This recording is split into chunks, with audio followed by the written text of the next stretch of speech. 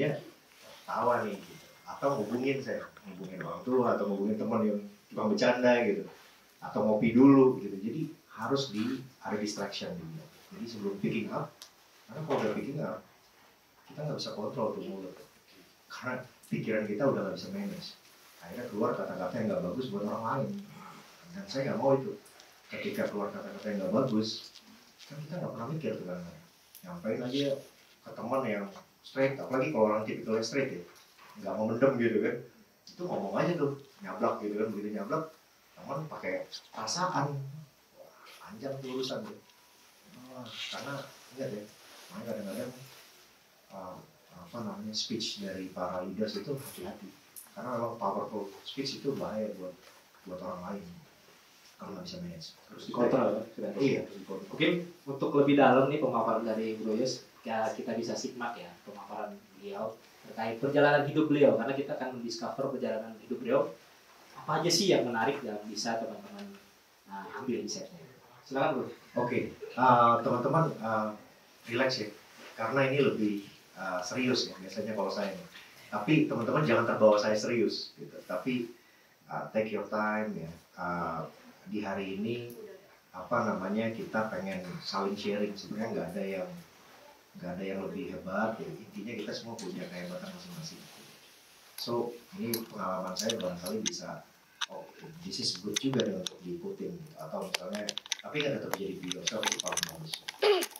So ini teman-teman kalau ada pertanyaan mau langsung nanya aja boleh langsung atau tunggu. Oke, monggo silakan langsung kita jawab aja. Karir saya cukup meskipun saya orangnya bosenan itu bukan berarti saya orangnya kepengen pindah, no, tapi saya kepengen gimana caranya saya itu pindah tapi sudah menyelesaikan tantangan yang ada. Bukan berarti pindah karena doing bad things, tapi pindah itu karena udah selesai menyelesaikan challenge yang ada dari kantor. Jadi saya pindah-pindah, saya dari mulai ke Malaysia sempat di 2 perusahaan, balik Indo, pindah juga ke swasta, terus masuk ke BUMN. Nah, karir saya spend time-nya 14 tahun di Pelindo. Nah, dari Pelindo sempat ke anak perusahaan, afterward saya udah retire nih teman-teman. Udah sebelum peraturan yang baru keluar, ada peraturan yang baru keluar kan, 50 below itu boleh memilih kita retire atau tetap di perusahaan tersebut. Kalau above 50 kita wajib retire, itu ketentuan yang baru. So pada saat itu saya juga di-challenge nih sama teman-teman Pelindo, are you serious retired? Yes, karena saya selalu yakin rezeki itu dari ngatur.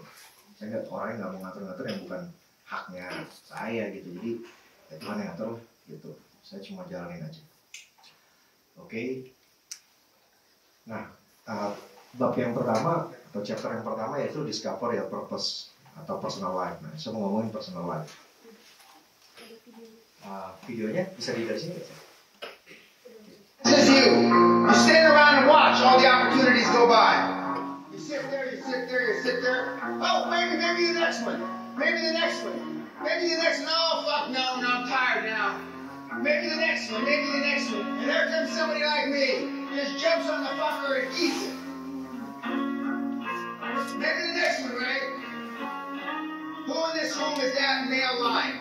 Once you become fearless, life becomes limitless. The difference between me and everybody in this room is I have no fear of anything. Not physically, not mentally, not emotionally, psychologically, whatever fucking attitude you want to use to make your thoughts be happy. I have no fear. Oke, this is video yang pertama. Sambil kita renungin yang kadang kita tuh kelamaan nunggu ya kan?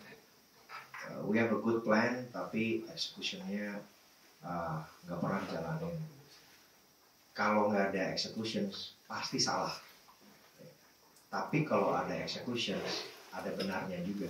Tapi ada salah nggak bisa juga. Gitu. Tapi at least kita udah execute.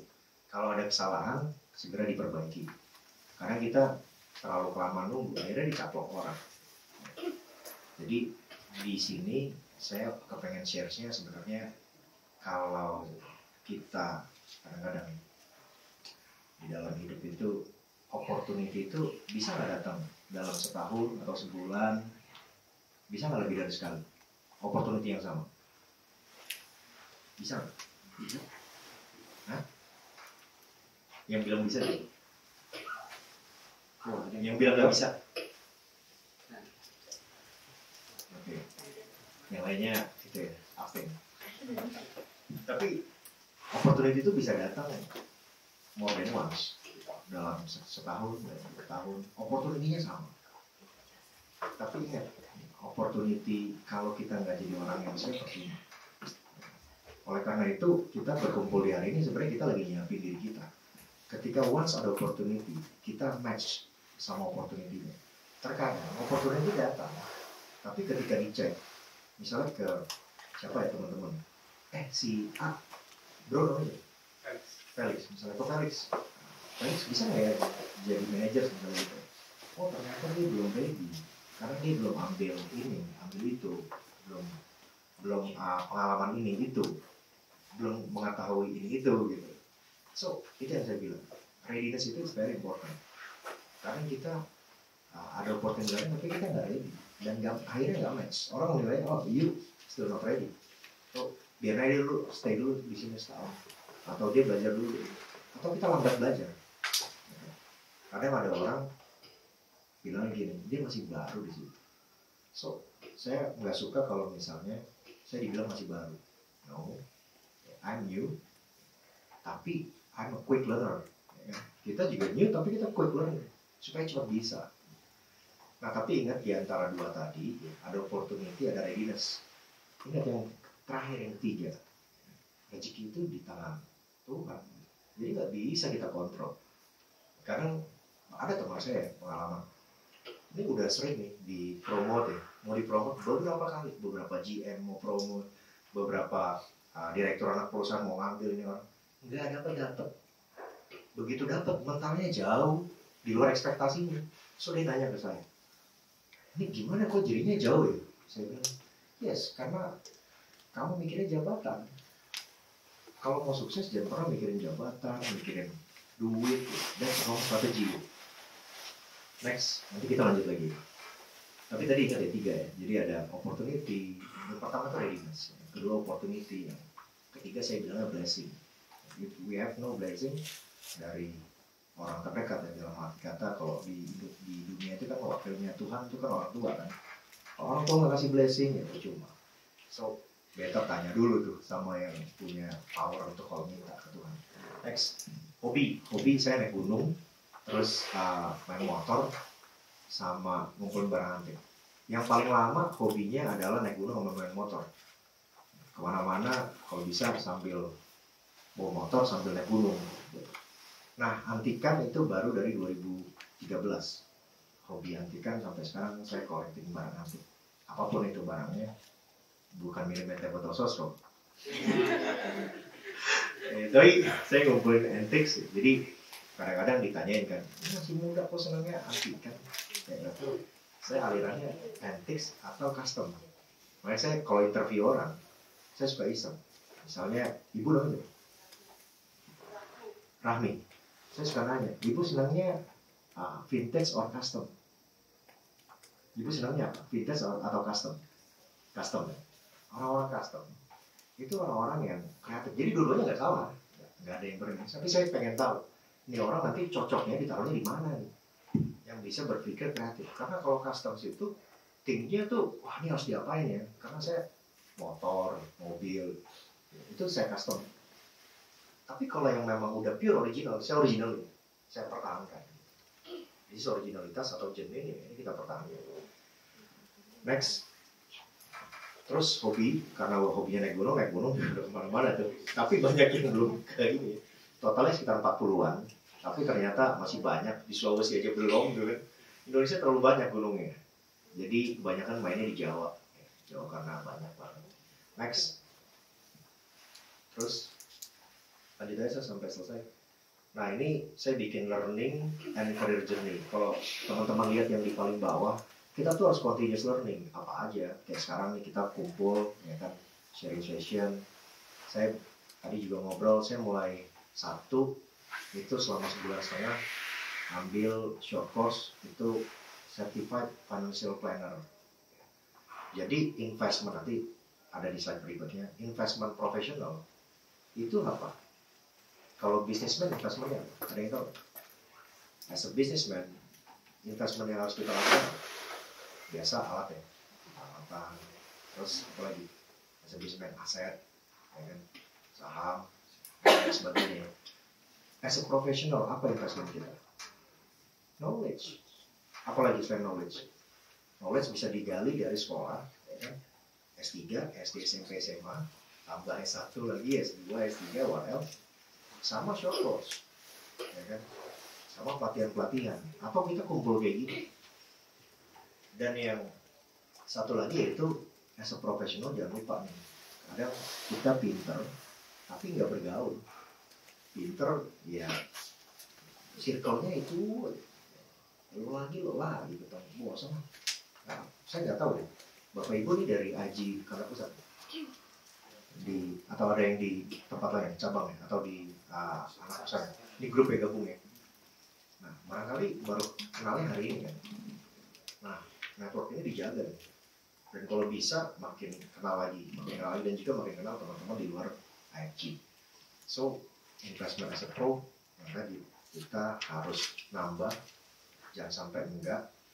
Ya cara nambahnya kita sekolah atau baca kan, baca atau nonton lah zaman sekarang.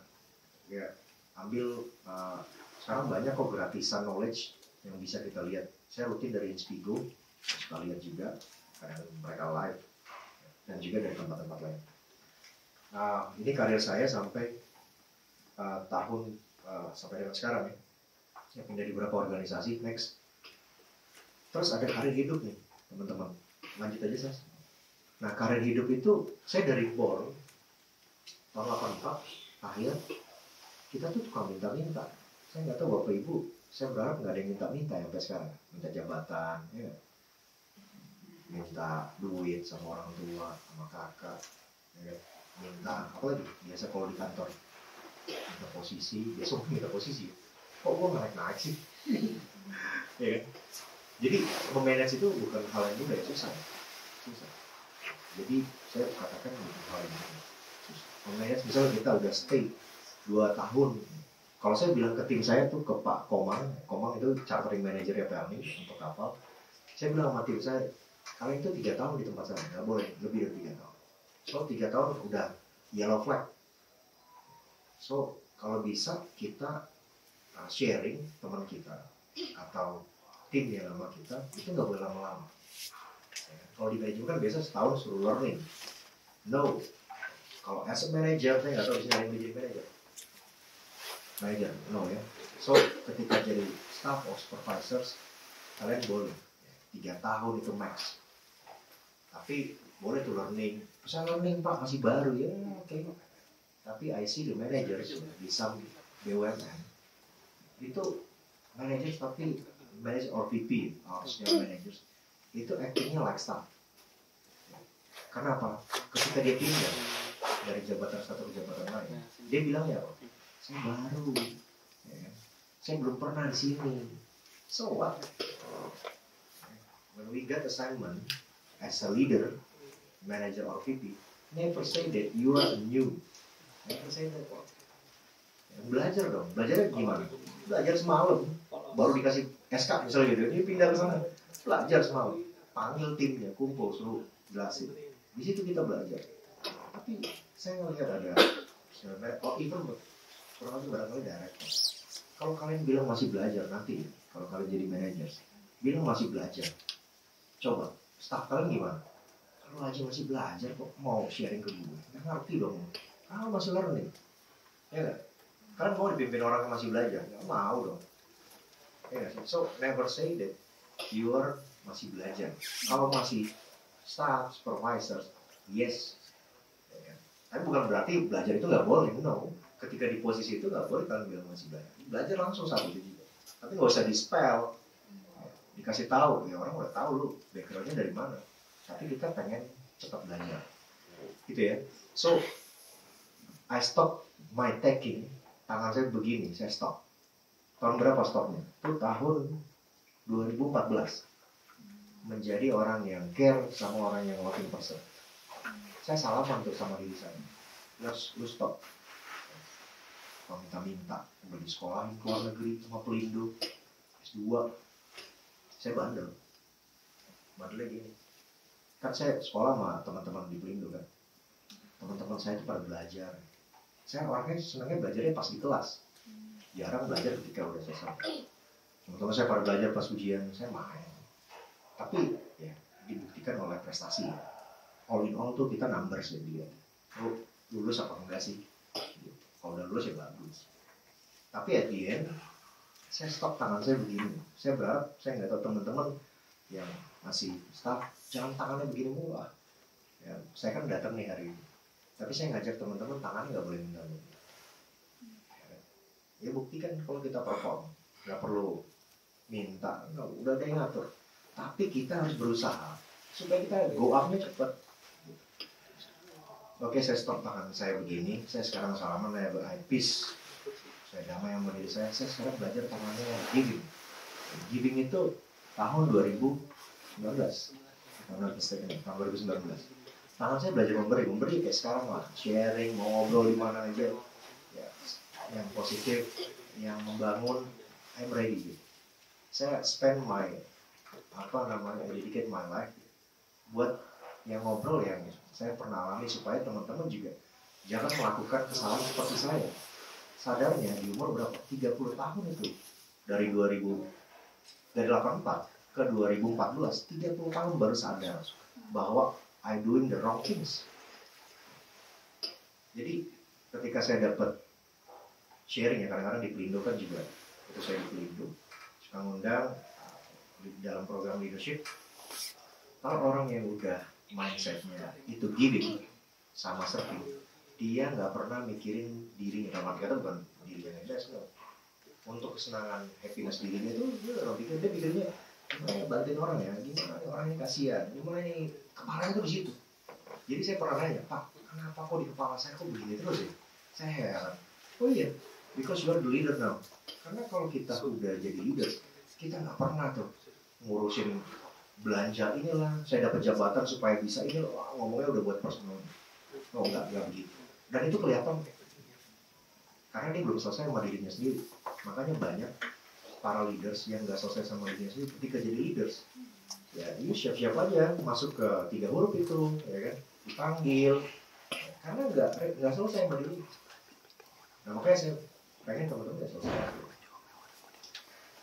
Terus sampai sekarang tuh belajar giving, belajar serving, belajar lain. At the end itu belajarnya mengenai sacrifice. Sacrifice itu paling susah karena kita berkorban.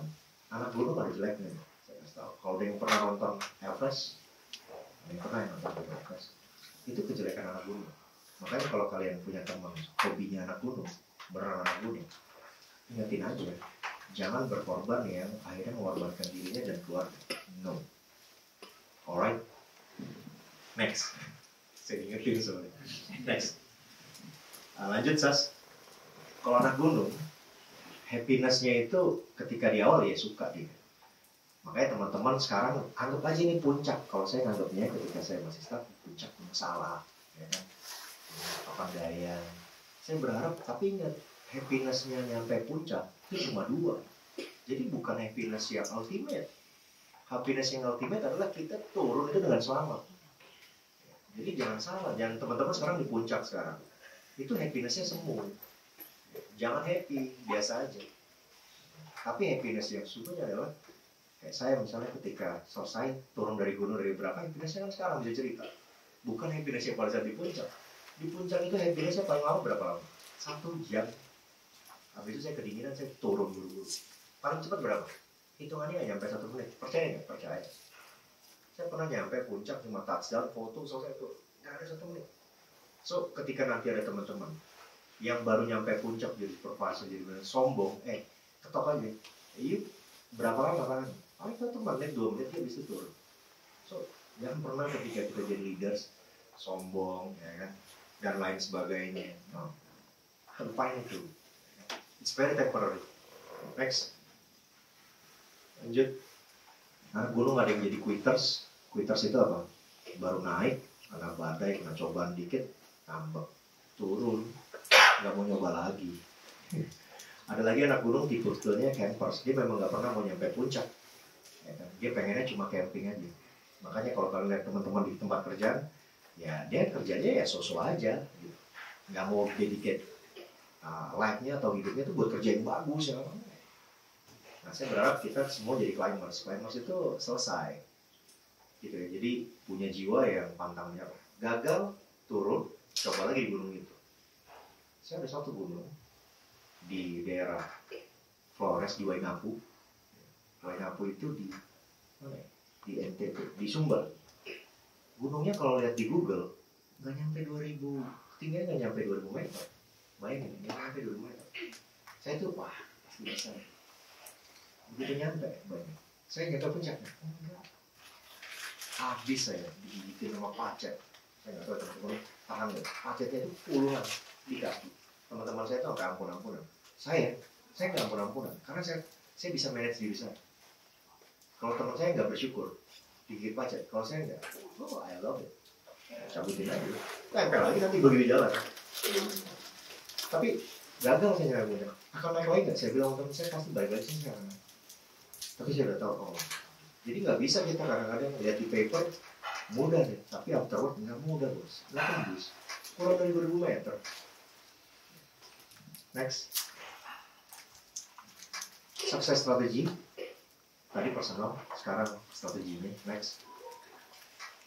Kalau teman-teman duduk sekarang menggantikan teman-teman yang lain, ada yang supervisors. Yang pertama, continues the legacy dari sebelumnya.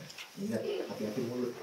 Ya, kadang, wah dia nih sebelumnya begini-begini, gue ini yang beresin gitu loh.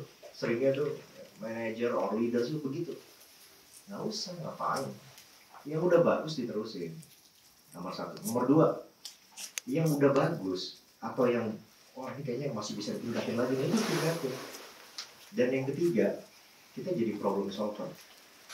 Yang harus diperbaiki. Oh nih, isu nih, harusnya nggak begini nih, kita perbaiki. Karena kita ngomong duluan daripada misalnya berbuat. Terus career investment, ini tadi yang saya sampaikan. Career investment itu adalah expand your networking, jangan lupa. Terus saya sampai sekarang punya mentor tetap sampai sekarang. Mentor saya itu dirut saya pada waktu saya di Pelindung sampai sekarang. Setiap saya mau accelerate naik position, saya selesai dulu. Setiap saya mau accelerate naik position, saya pasti ke rumahnya ngobrol. Terus mentor saya yang kedua itu ada yang namanya Bu Rima, sama mantan dari Pelindung. Sampai sekarang. Mentor saya yang ketiga itu namanya Pak Hudadi. Yang keempat itu Pak Orias, mantan dirutnya Mind ID. So I have a mentor in my career. Dan terakhir, mentor saya yang kelima, namanya Prof. Joko, siapa ya? Mantan dirut BRI. Dulu ngajar kayak gini, kayak saya. Dia pas programnya Pre Leadership, dia jadi mentor. Sampai sekarang jadi career mentor. Kalau ada apa saya nanya dia, umurnya udah tahu berapa? 80 lebih.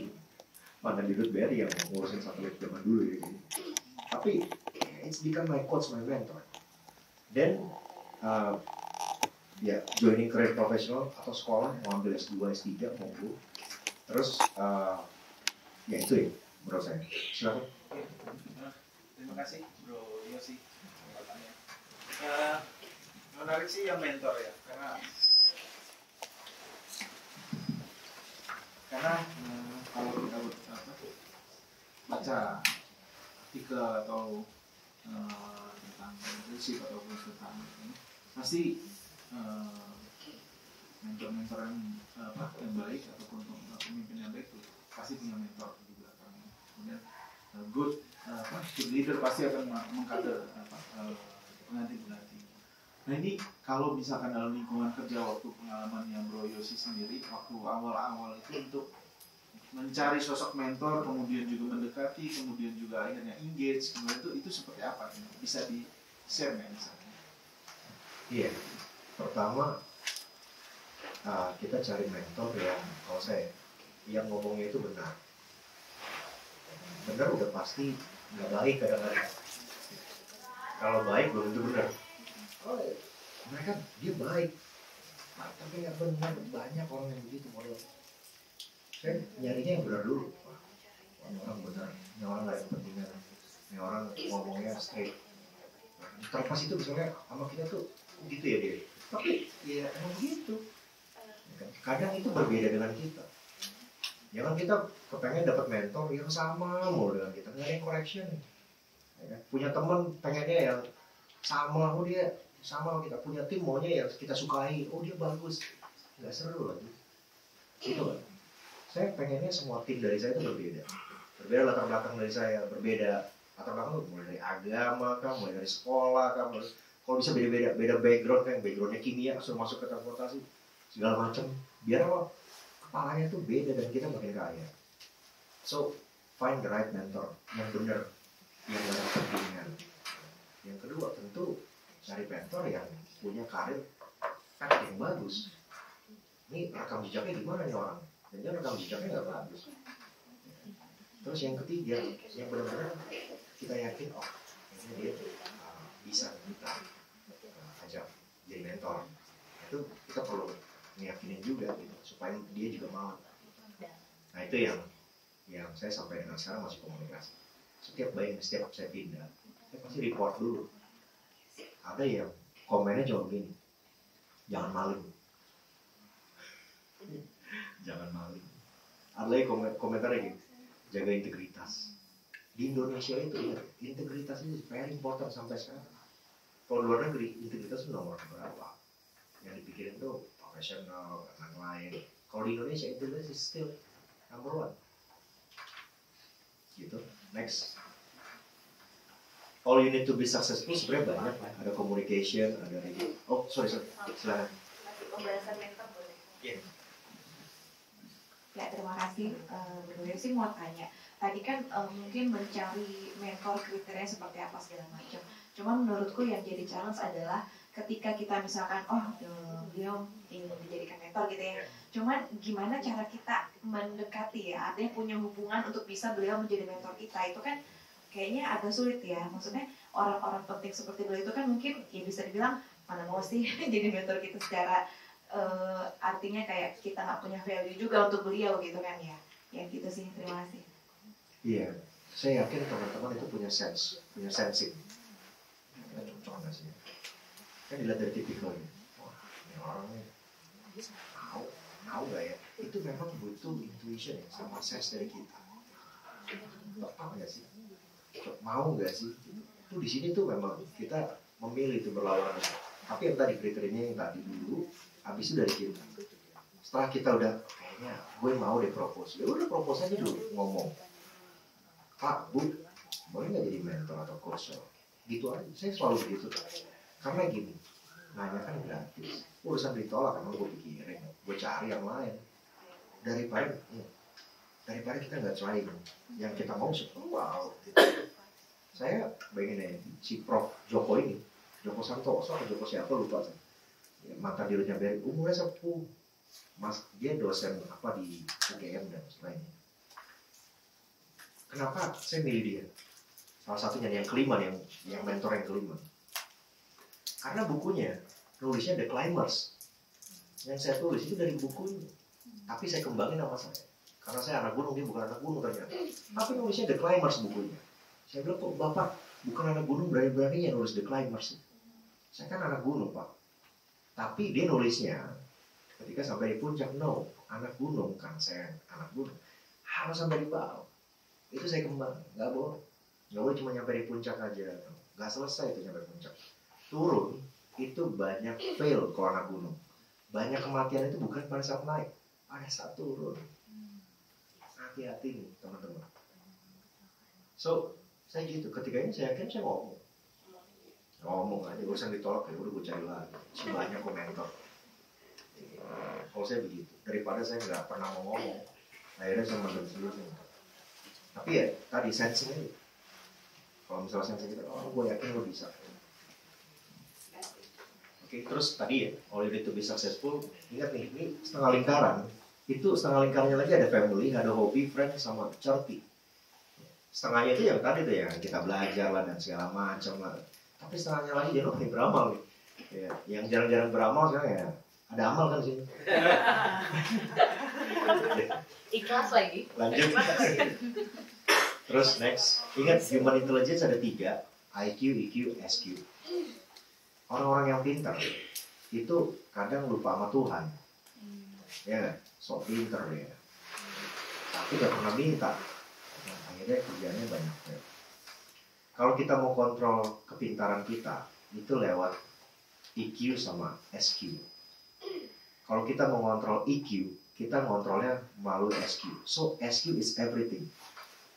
Spiritual quotient, it's everything to me. EQ itu kalau kita lagi baper, lagi marah-marah, lagi kesel, jangan pernah kita spell something yang tadi itu bad words. Orang jadi marah. Udah deh, tenang dulu deh, doa deh. Kalau saya selalu gitu, tenang. Gue kerjaan apa kagak dapet ya, target nggak achieve ya. Saya berdoa dulu deh. Kadang selalu ngandalin diri sendiri, pintar atau nggak bagus. Lanjut. Never say. Nah, saya ngajak di tim saya suruh denda nih. Kalau ngomong maybe, problem, sama terserah. Saya denda, ada celengannya tuh di kantor. Orang Indonesia, seringnya kita ngomongnya mungkin, ya nggak sih? Ingat iklan rokok, never say maybe, Sampurna. Dia ada tagline di awal. Kan Sampurna sering tuh ada tagline seru. Nah, kita tuh seringnya ngomongnya mungkin. Coba nih Bapak Ibu iseng ngitungin temennya ngomong mungkin ketika berdiskusi.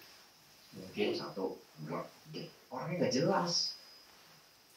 Orang mungkin itu udah tahu pasti masih mungkin karena kita terbiasa gitu. Nah, saya ketika memimpin, saya nggak boleh. Ngomong straight. Kalau nggak tahu baru. Mungkin ya, gue nggak tahu nih karena lo paksa, ya gue ngomong nih. Nah, ini paksa. Tapi kalau nggak, soalnya gue nggak tahu, gue cari tahu. Terus berikutnya masalah. Masalahnya gini bro, apa sih masalah? Lo suka cari-cari masalah nih, padahal nggak ada masalah. Tapi ngomong, otak kita tuh negatif terus. Masalahnya gini pak, masalahnya gini bu. Apalagi teman-teman nih, if you talk to leaders, don't bring problems, bring solutions. Solutions, kasih recommendations, opsi. Hey pak, bu, ya kan? Untuk case ini, solusinya A, B, C. Atau A doang. Atau A, B, C. I recommend you to pilih C. Ya? Tapi kalau ada pilihan lain ya, mau arahan. Gitu loh. Jangan kita lempar masalah ke leaders ya kan. Mau arahan pak, males saya kalau jadi leaders gitu. Leaders itu nggak pernah mau digituin. Saya dari staff, saya terbiasa. No, di solusinya A, B, C. Menurut saya ini yang terbaik karena risikonya kalau nggak begini-gini. You decide. Kalau ada ini silakan. Gitu. Leaders itu sebenarnya digituin. Jangan dia dibawa suruh mikirnya yang lain-lain. Kalau makin ribet, kerjaan kita jadi lambat selesai. Karena apa? Dia mikirinnya yang lain-lain. Gitu ya. Terus terakhir terserah. Cewek-cewek kalau bisa. Ngomong terserah dikurangin. Mau makan apa? Terserah. Rubahnya apa? Ya gue ngikut lo. Gitu dong. Tapi jangan ngikut tapi diajakin makan yang tanda kutip. Gak mau ya. Lanjut. Next. Video sas.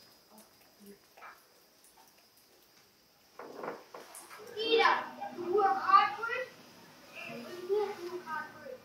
And when me and my brother work hard for our stuff, it don't come easy. In life, you have to work. Either want to be the shark of the ocean or the fish of the ocean. And right now, we want to be like the shark. Take over everything. Strength, no weakness. Power, muscle. You have to have that mindset so you can come in here and study it. When you see it, emotion. No. Don't put yourself down. Try to keep yourself up, and ready for any challenge that comes. Gitu ya. Lanjut. Change your mindset. Ini juga sama. Nah, nanti tolong dibaca, saya skip aja. Project timeline, jangan lupa kalau kerja itu selalu ada waktu sama PIC. Karena kita meeting, apa sih? Nggak ada waktunya, nggak jelas PIC-nya siapa, gitu ya. Next. Lanjut. Ini the cycle of great performance transformations. Kerja selesai aja nggak cukup. Kerja itu harus pakai speed.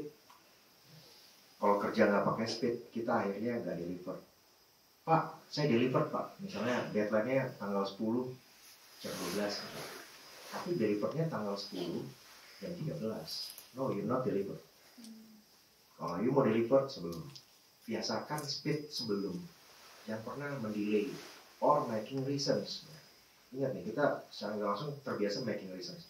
Cancel to making reasons. Next. Lanjut. Discover your purpose. Video Sas. Last but not least, I want to thank me. I want to thank me for believing in me. I want to thank me for doing all this hard work. I want to thank me for having no days off. Gitu ya. Kadang-kadang kita terlalu sering ngomong thank you ya. Sama diri kita aja nggak pernah diterima kasih ya. Enjoy lah jalan-jalan gitu. Yang jarang-jarang healing sama belanja lah. Saya kalau belanja bareng antik kok. Senang banget saya. Wah ya, hibur aja gitu. Jalan-jalan kemana. Lanjut. Our existence bagi saya sekarang itu karena Tuhan, karena keluarga, karena ada orang yang sayang sama saya, dan karena ada orang yang benci sama saya. Ingat ya, haters itu menolong kita loh. Next. Apa yang kita miliki itu karena kita udah kerja keras, ya. Karena kita rajin berdoa minta, ya. Dan terakhir itu karena gift, ya. Kasih mau itu. Kalau minta kadang-kadang dapet. Ya. Lanjut. Ingat hug your haters. Kadang-kadang kita sering jauh dari haters, apalagi dikomplain, malah dijauhin. Gimana caranya dikomplain tapi jadi teman baik? Gimana dibenci tapi jadi teman baik? Nggak pernah negatif. Next. Wisdom. Dream and execution. Kayaknya nggak seru ya kalau dream nggak di-execute. Next. Differences and varieties. Nih tadi saya bilang, saya kalau kerja pengennya different backgrounds, nggak mau yang sama-sama terus. Next. Challenge and complexities. Challenges saya makanya nggak pernah ngomong problem, saya ngomongin challenge. Next. Thank you. Terima kasih teman-teman semua. Semoga bisa bermanfaat ya untuk teman-teman nih. Sekaligus kita bisa sharing. Ya, terima kasih. Thank you Bro Yosi.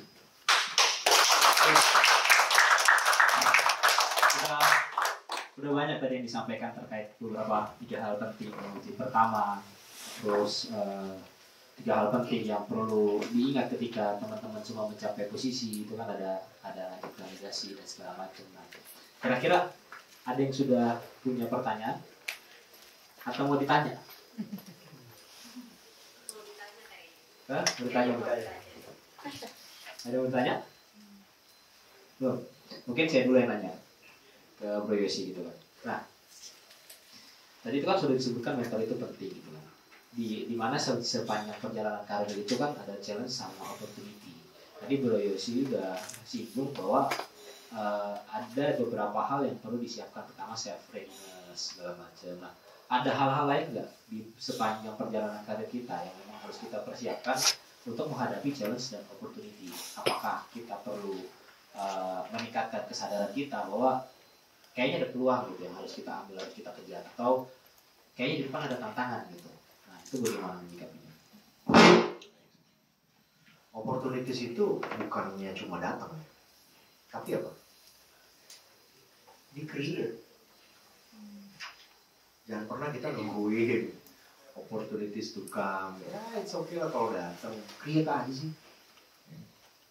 Kadang saya bilang sama ngobrol sama siapapun yang misalnya, kadang ada orang yang mindsetnya masih mikirin duit.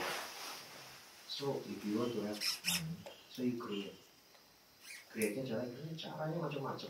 Kalau di kantor, misalnya gimana kita menyiapkan suatu project sehingga misalnya bisa meeting, bisa dinas, bisa kemana, create lah. Tapi yang penting outputnya dong. Yang bisnis, silakan create bisnis apapun. Kalau kita mau spend atau mau jalan kemanapun, ya kalau nggak ada duit juga susah. Tapi create dong supaya kita bisa menghasilkan. Itu yang saya sampaikan, investment as a pro kan, as a professional. Mau nggak mau kita mesti belajar, karena dengan kita belajar mendapatkan pengetahuan baru, makanya kita dibayarnya lebih. Saya juga dibayar sebagai SMI untuk beberapa konsultan. Jadi senang juga kadang-kadang dibayar 1 jam sama asing ya, perusahaan SMI luar, dibayar juga luar biasa. Jadi itu karena apa? Karena kita create. Jadi teman-teman ya tadi mengenai kesiapan, ya readiness-nya dari sekarang sih. Memperkaya diri itu sebanyak-banyak, sehingga nanti kita apa yang bisa dapat dan hal-hal yang mau kita achieve juga bisa kita dapatkan. Tapi yang tadi ya, kalau nggak ngandelin Tuhan juga susah juga gitu. Mengandalkan diri sendiri, pengen dapat opportunities yang lebih gitu. Dan apalagi rumput tetangga kadang lebih seru kan. Wah dia cepet nih, dia anak baru tapi bisa achieve. Jangan ngurusin anak baru bisa achieve duluan deh. Gimana kita self reflection. Reflection, oke, sebentar. Mas Krisna. Bang, saya Krisna. Sejauh ini yang saya yakini itu ketika kita ingin sukses dari karir ya, pasti ada sesuatu yang dikorbankan. Salah satunya mungkin waktu. Tapi di sini kan kita juga punya waktu yang kita bagi untuk karir, keluarga kita sama diri kita sendiri. Problem yang saya hadapi saat ini, saya nggak masalah kerja jam 1 pagi tiap hari dan macam-macam, fine nggak masalah. Cuman kadang-kadang karena anak gue masih ingat sama gue nggak ya gitu ya. Satu Sabtu Minggu sebenarnya ya karena kerja fine nggak masalah, istri ngerti juga. Cuman kadang ngerasa waktu, jadi sisa waktunya sebisa mungkin saya berikan untuk keluarga. Meskipun misalnya kerja tapi sambil jalan-jalan kemana gitu. Di satu sisi kadang-kadang kok kurang waktu buat me time juga ya. Maksudnya kalau saya sih personally orang ekstrovert yang introvert gitu. Jadi suka ketemu orang baru, tapi kadang suka juga menyendiri gitu. Nah itu jadi kurang. Nah, cuman gimana caranya biar kita bisa menang di karir, tapi kita juga menang di keluarga. Itu aja sih yang mungkin saat ini masih menjadi misteri. Yang pertama, saya juga belum berkeluarga. Jadi kalau komen saya misalnya menyangkut keluarga, tolong dipertimbangkan. Tapi yang saya katakan keluarga adalah keluarga saya di rumah ya, ibu saya, saudara-saudara saya. Saya sepakat, pasti harus ada yang dikorbankan. We cannot have it all. Gak bisa, pasti. Tapi yang diperlukan apa? Komunikasi, understanding. Tapi yang tadi, me time perlu, wajib bro, wajib. Teman saya yang sudah berkeluarga, saya kan even saya belum keluar, saya banyak ngobrol sama yang lebih senior. I love mingle with senior karena apa? Mereka udah mengalami pengalaman yang banyak, ya kan? Barangkali mereka udah jatuh di lubang, ya kan? Yang lubangnya banyak. Terus kita mau jatuh di lubang yang sama, ngapain? Ya nggak sih? Ada orang gini bro, ada yang kerja bagus, family-nya gimana? Nggak bagus. So belajar sama yang ingat, belajar itu nggak boleh sama orang yang sukses kayak, misalnya kayak saya. Teman-teman belajar sama saya, jangan juga belajar sama orang yang fail, sehingga apa? Oh, you fail di sini ya. Makanya kadang-kadang saya minta tolong ya untuk ke teman-teman RG, belajar jadi dari orang yang gagal juga, atau dari orang yang gagalnya banyak tapi dia bisa bounce back-nya itu cepat.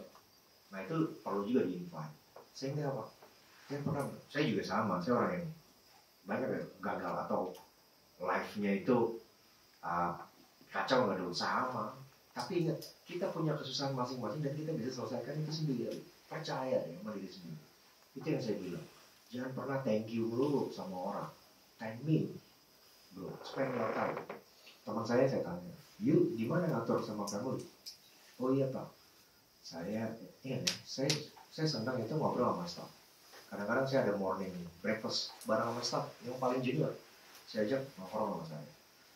Saya juga kadang nyamperin teman-teman saya ke rumahnya, main ngobrol. As a leaders perlu nggak good communication? Perlu. Kalau bisa kita jadi leaders, someday you will become leaders. Nggak perlu ngomong dia udah selesai ngerjain ini. Karena apa? Very close relationshipnya, intimate. So teman saya spend time hari Sabtu dia goes, dia sepeda. Minggunya dia sama keluarga. Dia udah bagi waktu. Dan harus dikomunikasikan dan harus ada kesepakatan. Once ada agreement, harus ada apa? Komitmen bos. Jangan nggak komit ketika udah binding salaman. Oke, gue minta waktu di hari Sabtu atau hari Minggu. Or even misalnya sebulan sekali, gue mau minta salaman. Jangan ada yang bridge kontrak dong. Kalau ada yang bridge kontrak orang kan nggak mau kan. Gitu. Ya, saya selalu begitu. Saya mau sharing yang nggak ada di sini. Saya mau tanya teman-teman, ada nggak yang tahu bedanya cowok sama cewek? Yang paling fundamental. Ada? Jawab. Bedanya Yang cowok paling dan fundamental apa? Cuma satu kata. Kata. Yes. Cewek, kalau saya pernah dengar Dr. Siti Aisyah Dahlan, if I'm not mistaken, cek Instagram. Itu salah satu orang yang saya ikutin mengenai psikologi dan segala macam. Itu the best menurut saya. Yang dia katakan gini, bedanya cewek sama cowok. Ini out of topic ya, tapi this is very important for business juga. Tapi ini soal relationship yang kita akan bahas. Relationshipnya gini, cewek itu everyday berapa kata yang dia keluarkan? Minimum. Tell me, ladies. 20.000 minimum. Minimum loh. Maksimumnya berapa? You name it. Ya kan? Cowok berapa? Minimum. 7.000. Yes. Maksimumnya berapa? 14.000. Kalau yang kebanyakan, ya you check. Ya. Gitu ya.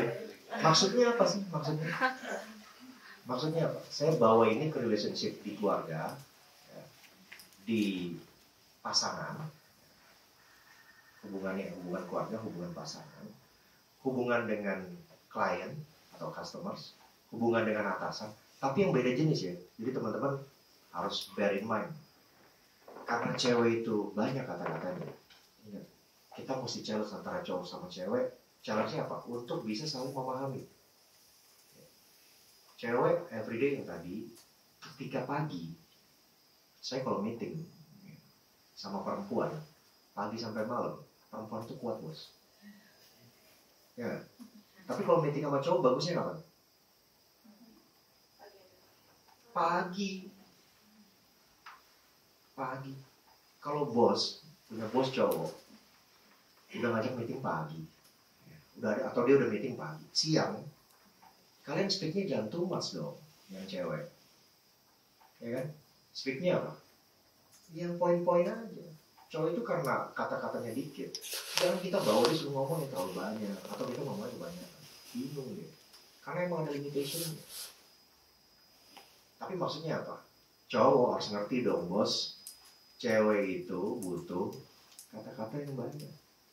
Jangan egois. Cewek juga sama, ngertiin cowok dong. Kalau cowok itu nggak bisa berkata-kata banyak. Intinya apa? Understanding. Ketika pagi, ketika siang, cowok, ya kan? Kalau ditanya, udah makan belum? Jawabannya apa? Udah, jempol. Oke. Jawabannya udah doang. Yang mau dimauin cewek apa sih? Detail bos. Lu kalau nggak detail ditanyain, habis itu marah ya. Konsep berarti lo, cowok-cowok. Iya kan? Orang dia kata-katanya banyak kok. Ladenin. Pasti happiness-nya dapet. Saya ketika meeting sama staff saya cewek, sampai sore.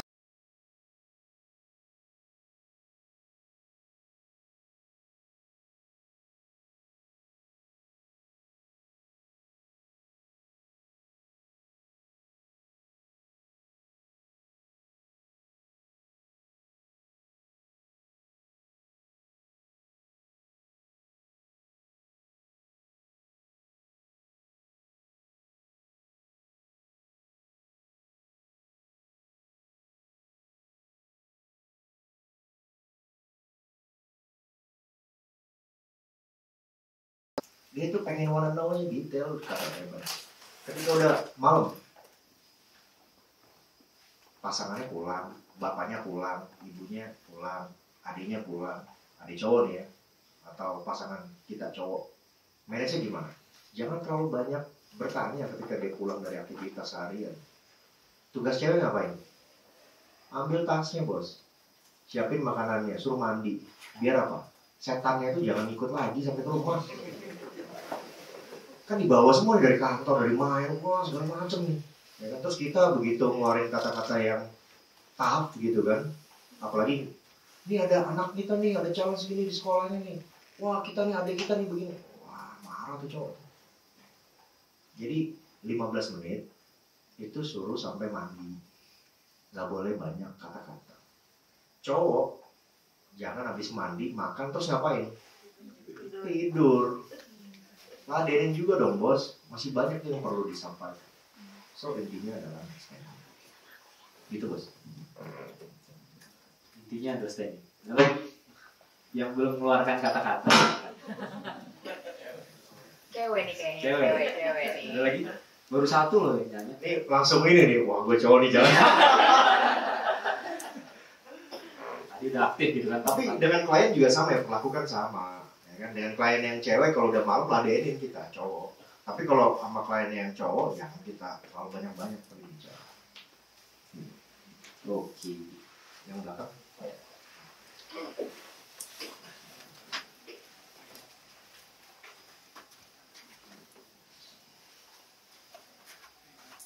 Sorry, Bang. Sore. Ya, bro. Mau nanya, tadi kalau nggak salah di slide ada di slide itu career investment ya. After choose a career mentor or coach, itu ada level up your education or joining course or professional or certification. Menurut bro sendiri, kira-kira mana yang lebih mungkin efektif ya kalau misalnya harus memilih ambil S2 atau just taking as much as possible for the certification or course, misalnya harus memilih. Karena kadang kalau misalnya S2 ke luar negeri, kemudian saya harus ngelepasin job sekarang terus balik lagi, beberapa teman saya itu merasa gak lebih susah lagi buat cari kerjaan lagi. Oke. Sebenarnya pilihan ya, mau S2 lagi atau mengambil certified gitu ya. Kalau orang Indonesia nih, kantor-kantor menjadi BOD S2, ya nggak sih? Coba dong di perusahaan-perusahaan lain, janganlah kita misalnya S2, at least S1 udah cukup, misalnya gitu ya. Sisanya ya memang dibuktikan dari kompetensinya sama hasilnya. Jangan orang dilimited, harus ada S2-nya nih. Di luar negeri, orang dibayar mahal itu kan karena mereka bisa ya mengerjakan dan very kompeten dan berpengalaman. Makanya dibayar mahal. Ya kalau kita ya, again sih pilihan. Kalau misalnya mau ngambil S2, monggo. S2 di luar, balik nggak ada job, cari job. Gak usah takut kita misalnya nggak punya job. Ya. Yang penting apa? Usaha bos. Kalau kita udah stop usaha, mencoba aja nggak dilakukan. Ya ngapain ngambil S2, S1, S3, sekolah sampai SMA atau kita udah tahu lah orang yang sukses kadang-kadang nggak S1 atau dia nggak nyampe S2 atau nggak nyampe S3 banyak kok. Tapi apa? Intinya adalah mau berusaha. Kalau nggak ada effortnya atau effortnya sedikit, ya jangan makan di tempat yang enak atau di tempat yang mahal. Ya itu sih dari saya. Jadi pilih sendiri. Menurut saya both itu bagus ya, untuk soal karir kita yang nentuin, bukan perusahaan inilah, orang inilah, kita yang nentuin maunya kemana. Jawab? Ada lagi? Belum ada? Teman-teman nggak ada yang mau Iya. kesempatan emas ya.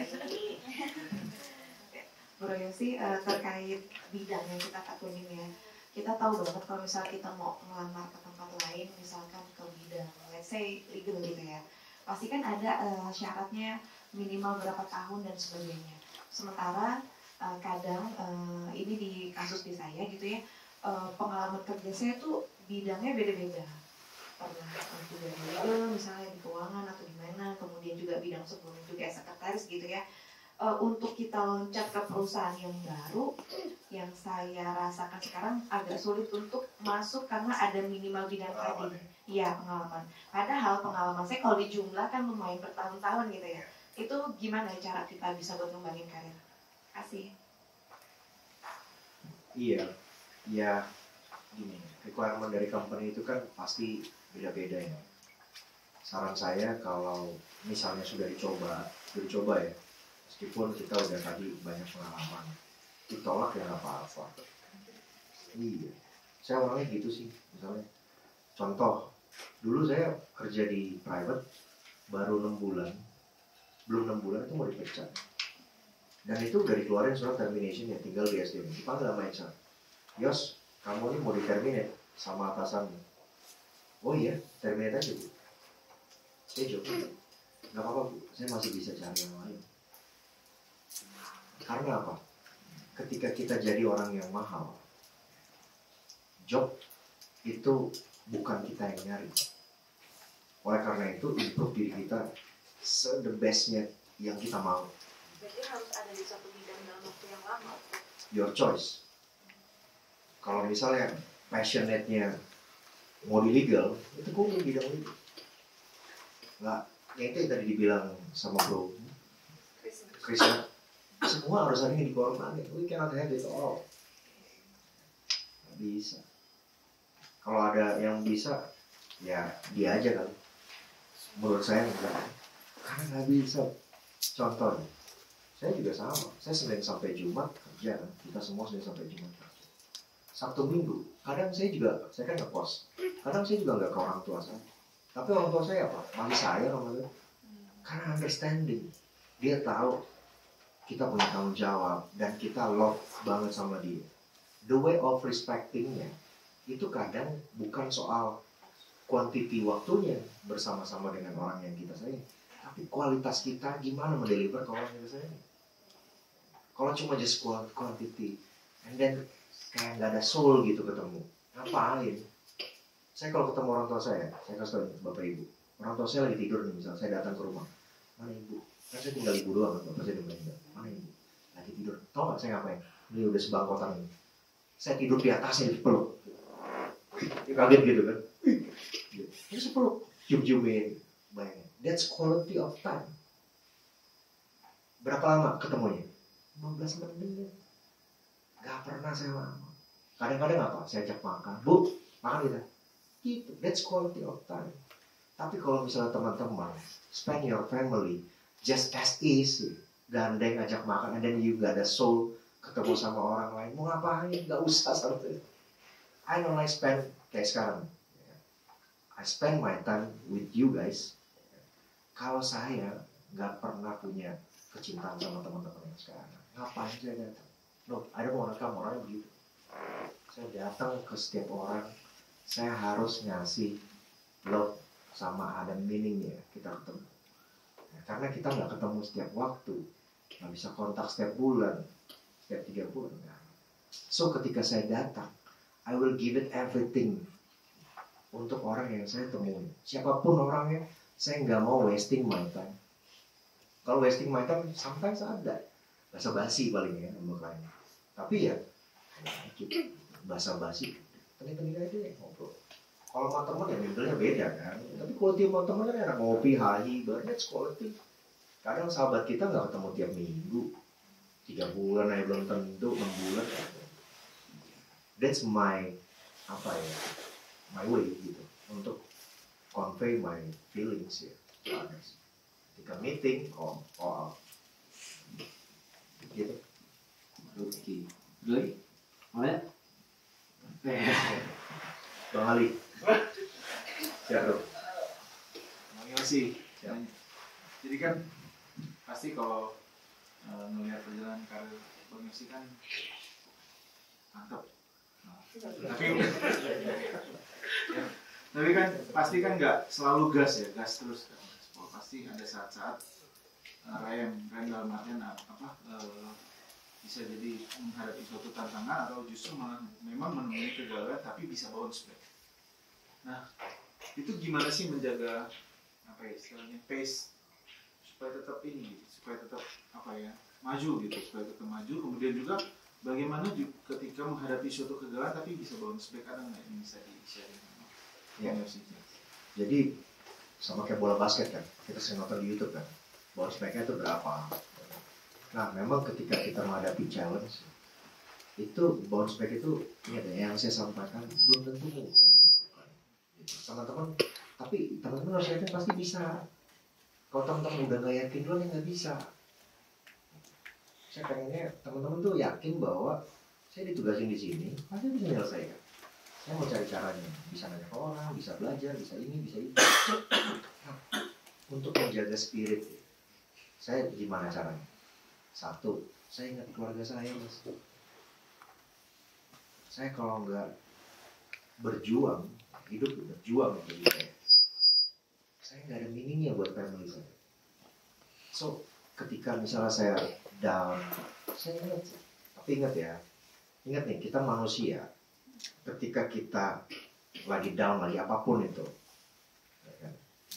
Baliknya itu nanyanya sama siapa? Sama penciptanya duluan. Orang yang create kita, aku nanya dulu sama dia. Kalau saya, gue gimana nih lagi begini nih?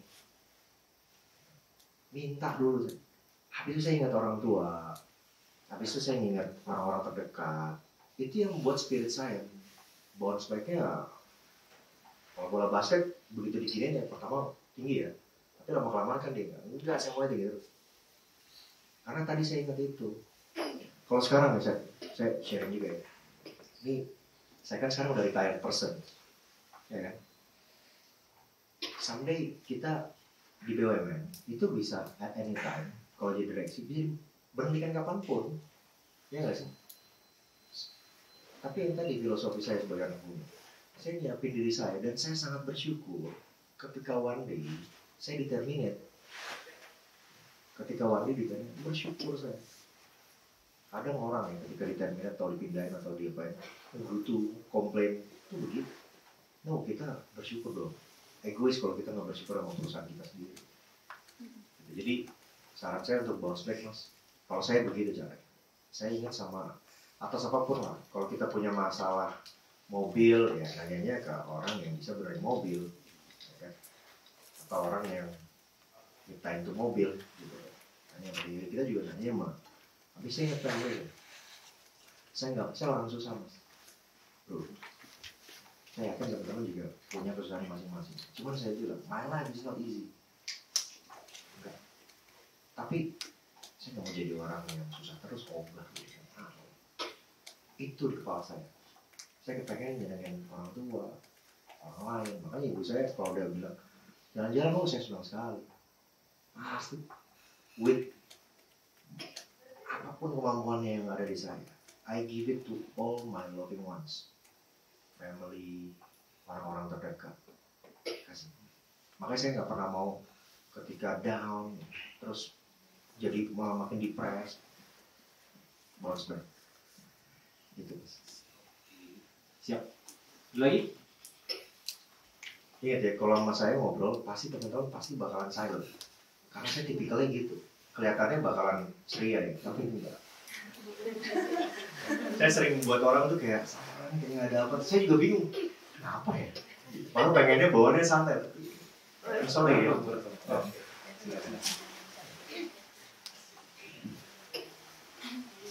Halo Bang Yosi, saya Cika.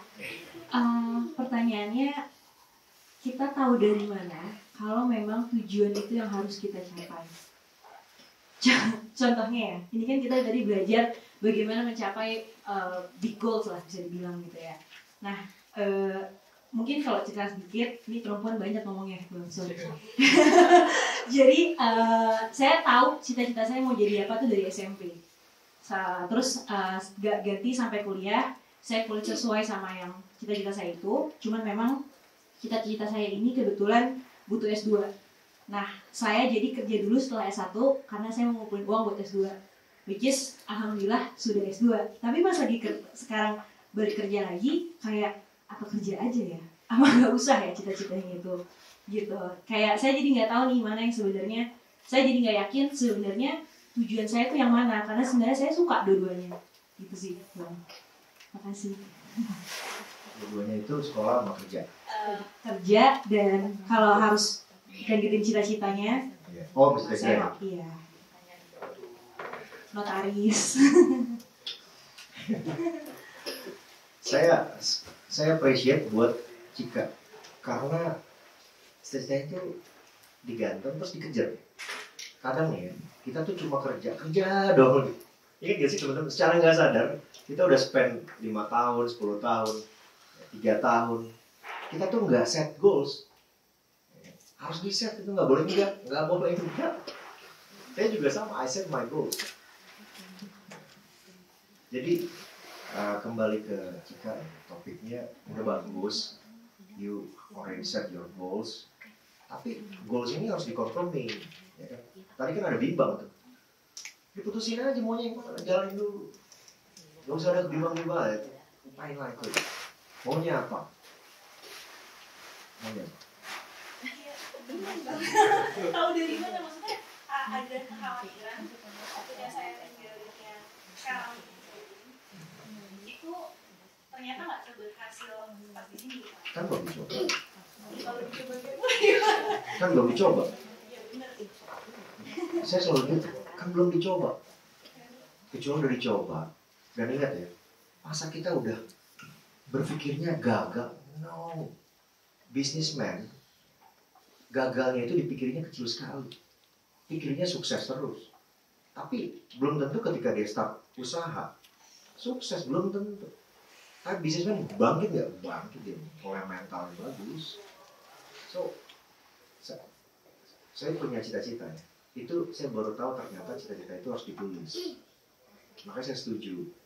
Jadi baru tahun 2021 saya ikut leadership school di company sebelumnya, itu diajarin menulis, dibilangnya career journey yang tadi saya tambahin. Saya orangnya gitu, saya baca buku, wah ini praktikalnya nggak begini nih, praktikalnya harusnya bisa begini nih.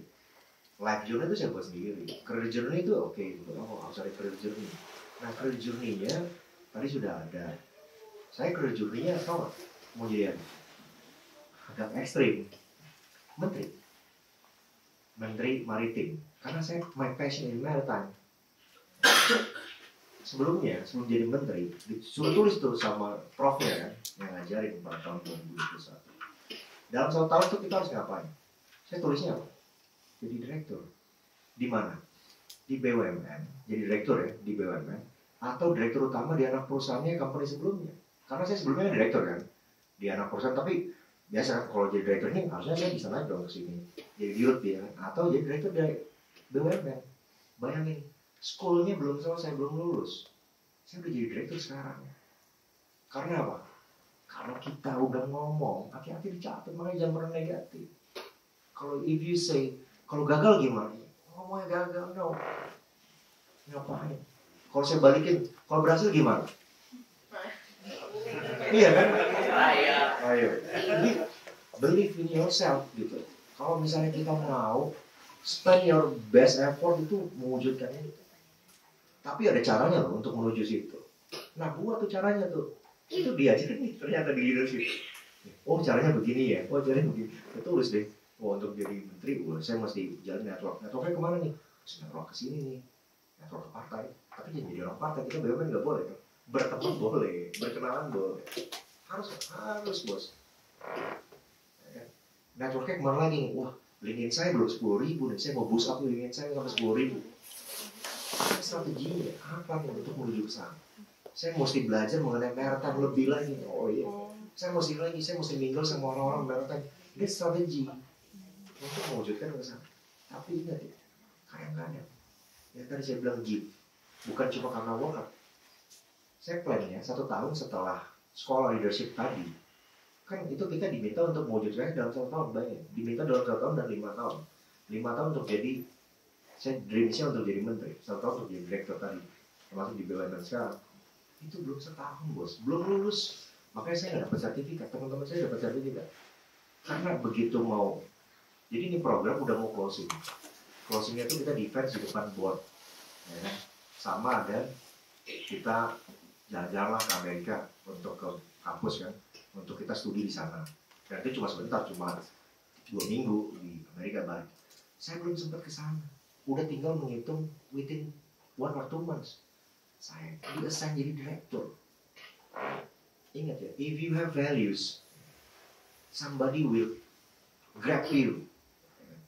If you have values, don't be afraid. Saya ketika pindah dari satu contoh, saya habis jadi direktur, Pelindo merger, jadi holding itu, saya ditetapin di Sapoldi, jadi VP.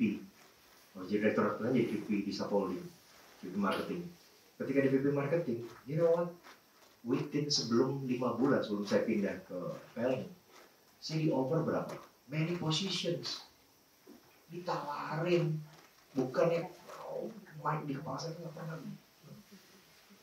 I will do my best ketika saya di satu position, no doubt. Spend my time, the rest is God yang kasih lah. So believe in yourself, in your competence, in your experience, in your dream. Oke, naik. Jadi kuncinya dua kalau menurut saya nih. Yes.